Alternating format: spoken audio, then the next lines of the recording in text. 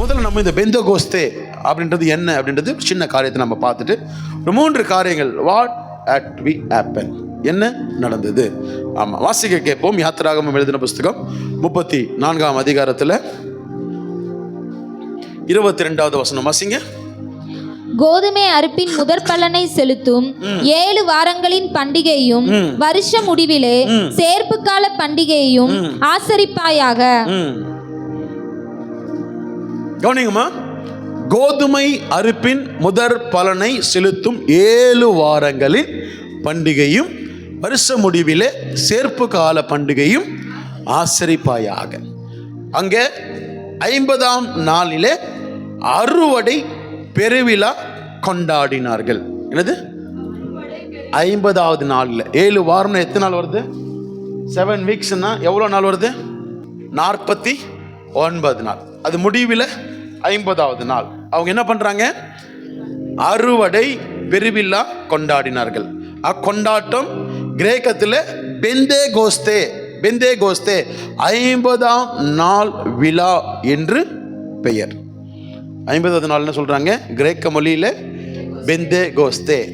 பெந்தேகோஸ்தே என்பது என்ன மொழி? 50வது நாள் கிரேக்க மொழி.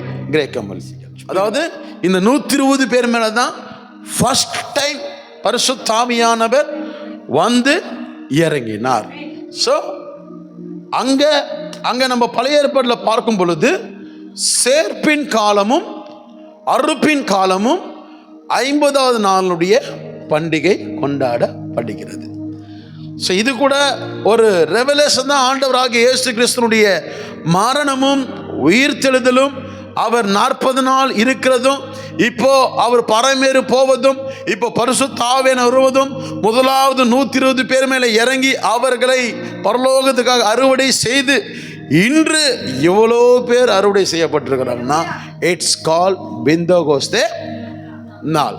ஓகே, என்ன நடந்தது?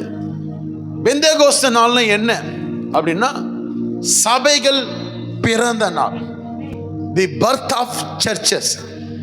பெந்தகோஸ்தே நாள் பெந்தகோஸ்தே சபை பிறந்தது. ஆமென். பெந்தகோஸ்தே நாள் என்னது? சபை பிறந்த நாள். வாசிக்க கேட்போம்.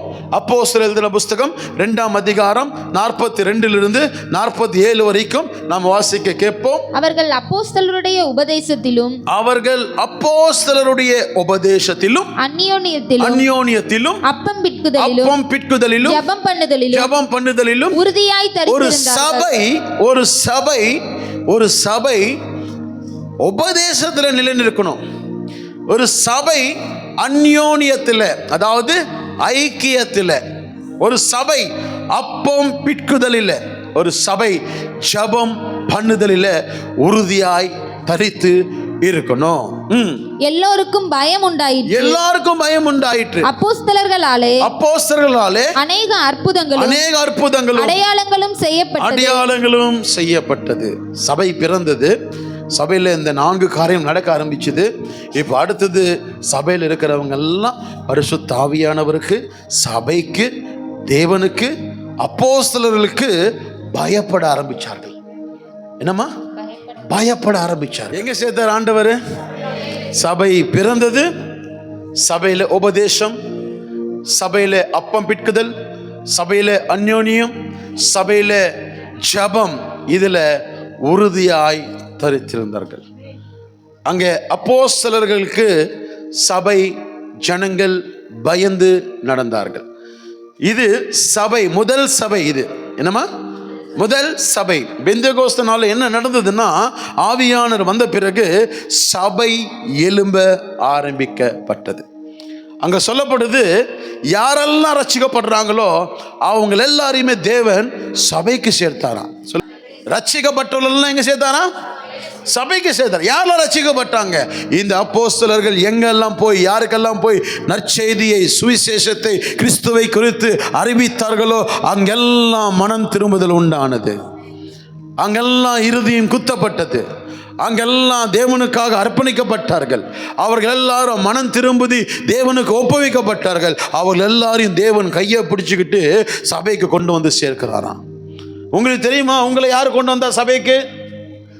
உங்களை யார் கொண்டு வந்தா சபைக்கு? வேதம் சொல்லுது. அப்போ ரட்சிக்கப்படுகிற கர்த்தர் என்ன பண்ணாராம்? அனுதினமும் சபைகளுக்கு சேர்த்து கொண்டு வந்தார். அப்போ உங்களையும் என்னையும் சபைக்கு யார் கொண்டு வந்தான்னா சொல்லுவாங்க, இந்த உலகத்தில் தெரியாது, ஏதோ ஒரு அக்கா, ஏதோ ஒரு அண்ணன், ஏதோ ஒரு ஆயா, எங்க பாட்டி, எங்க தாத்தா இல்ல. அவங்க மூலமா தேவன் நம்மை கொண்டு வந்தார். தேவன் நம்மை கொண்டு வந்தாரு. இப்ப கர்த்தர் கொண்டு வந்தாரு. ஆமென். அப்போ பெந்தேகோஸ்து நாள் என்ன நடந்தது? முதல்ல சபை பிறந்தது. சபை எவ்வளவு பெரிய ஆசீர்வாதம் இல்லை? சபை எவ்வளவு பெரிய ஆசீர்வாதம் இல்லை? சபையில் என்னெல்லாம் நடந்ததுதான்? அற்புதங்களும் அடையாளங்களும் செய்யப்பட்டது. என்ன நடந்ததா? யாருக்கு நடந்தது? யாரெல்லாம் சபைக்கு வராங்களோ அவர்களுடைய வாழ்க்கையில அற்புதங்களும் அடையாளங்களும் செய்யப்பட்டது. ஆமென். சொல்லுங்க. சபைக்கு வர்றது நம்ம சும்மா கிடையாது. என் வாழ்க்கையில I have to see that miracles and wonders நடக்கிறத நான் என்ன பண்ணோம்? பார்க்கணும். அதுதான் இப்ப யார் செய்யறாங்க அற்புதங்கள் அடையாளங்களும்? யாரெல்லாம் முறுமுறுத்தாங்களோ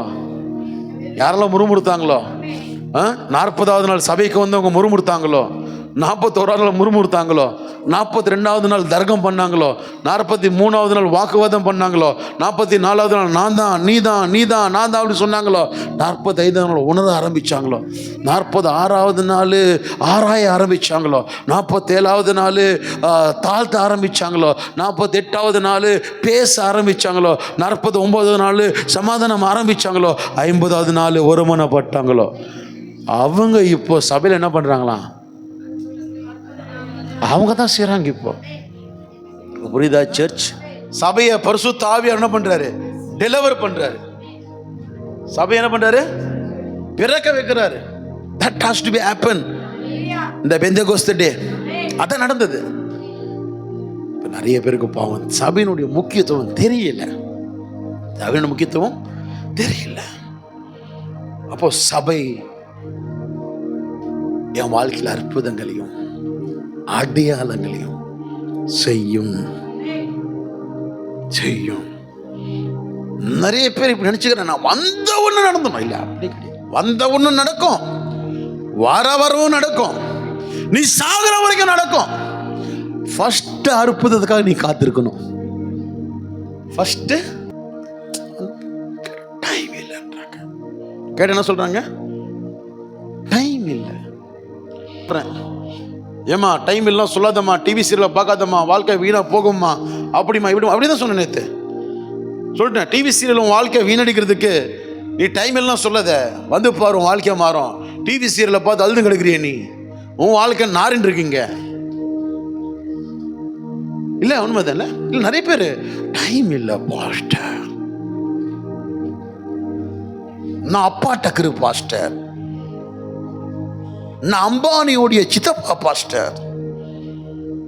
இல்ல, காத்திருப்பு. சொல்லுங்க, காத்திருப்பு ரொம்ப முக்கியம்.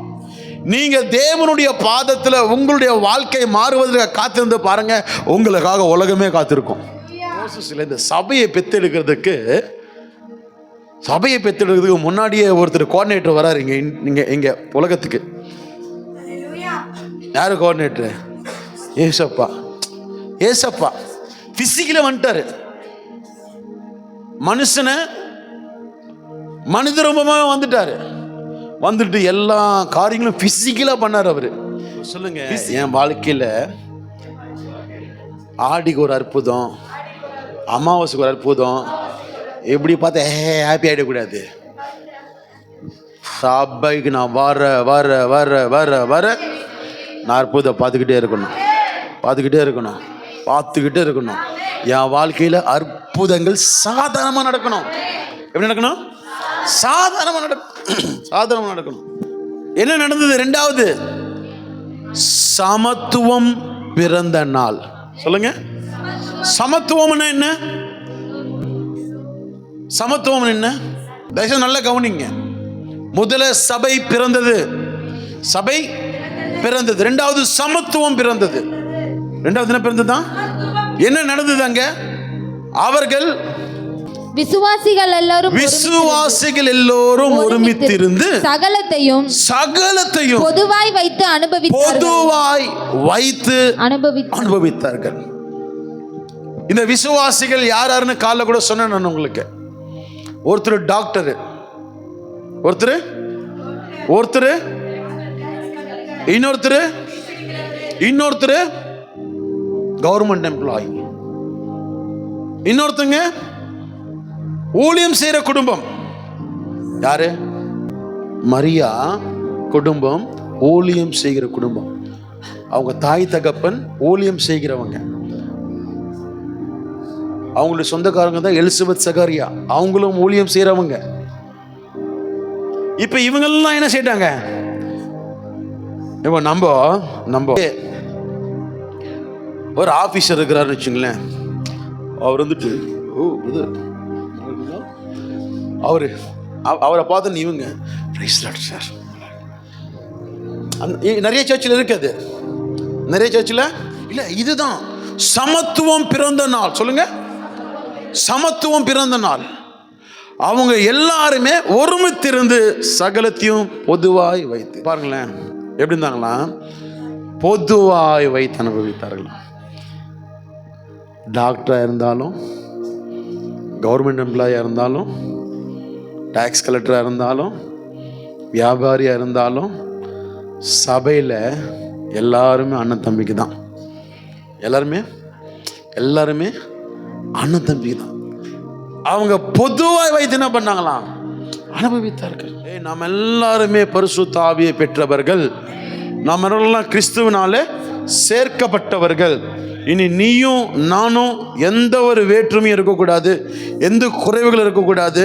நாம் எல்லாருமே சமத்துவர்கள், சமத்துவமாய் இருப்பவர்கள் அப்படின்னு சொல்லிட்டு என்ன பண்ணாங்களா?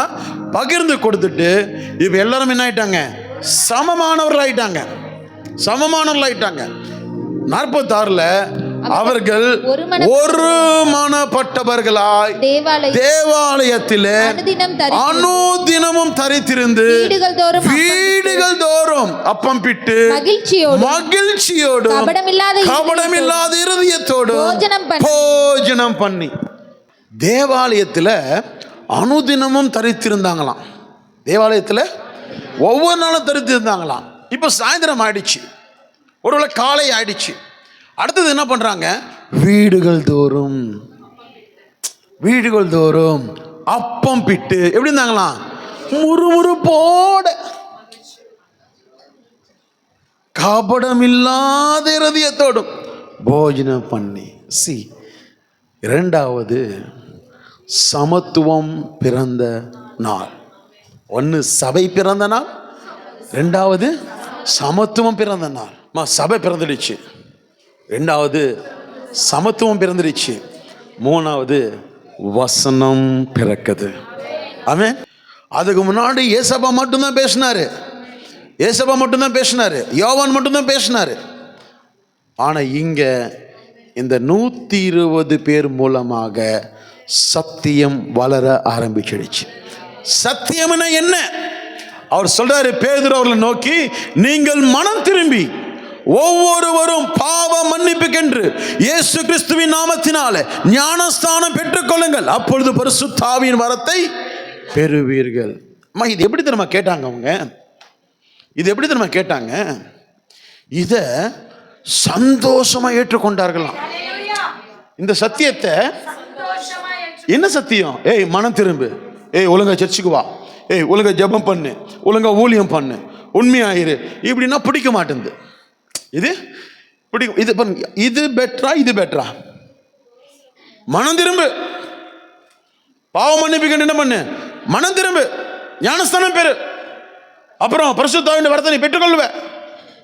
இந்த சத்தியம் அவர்கள் சந்தோஷமே கேட்டாங்களாம். சத்தியத்தை எப்படி கேட்டாங்களாம்? சந்தோஷமா கேட்டாங்க. சத்தியம் கேட்கும் பொழுதே அவர்களுக்குள்ள ஒரு ஆவி வேலை செய்யல. ஏதாவது ஒரு காரியத்தை ஆவியானவர் பேசுறாரு அப்படின்னா, இது அவர்களை குறித்து தான் பேசுறாரு, இவர்களை குறித்து தான் பேசுறாரு, இந்த அக்கா ஏதோ சொல்லிச்சு போல் இருக்கு, இந்த அம்மா ஏதோ சொல்லிச்சு போல் இருக்கு, இவர் பாஸ்டர் ஏதோ சொல்லிட்டாங்க போல் இருக்கு, இப்படி ஒரு ஆவி. அப்ப பாருங்க, அப்ப பாருங்க, சத்தியத்தை ஆவியானவர் பேசினா சந்தேகம் வருது, ஆனா அவங்களுக்கு சந்தோஷம் வந்தது. யாருக்கு சந்தோஷம் வந்ததுதான்? சந்தோஷத்துடனே கேட்டாங்களாம். எதை? சத்தியத்தை. இந்த நாளில், இந்த பெந்தெகோஸ்து நாளில் 3 காரியம் தேவச்சனமே. சபை பிறந்தது நமக்காக. சபை பிறந்தது நமக்காக. சபையிலேயே நம்ம சேர்க்கப்பட்டோம். நம்ம எல்லாம் ஒரே மனதுள்ளவர்களாய், ஒரே ஆவியில நடத்தப்படுகிறவர்களாய், நம்ம எல்லாருமே சமம் என்று வாழணும். 3வது சத்தியத்தில் வளரணும். 3வது என்ன பண்ணணும்? சத்தியத்தில் வளரணும். 3வது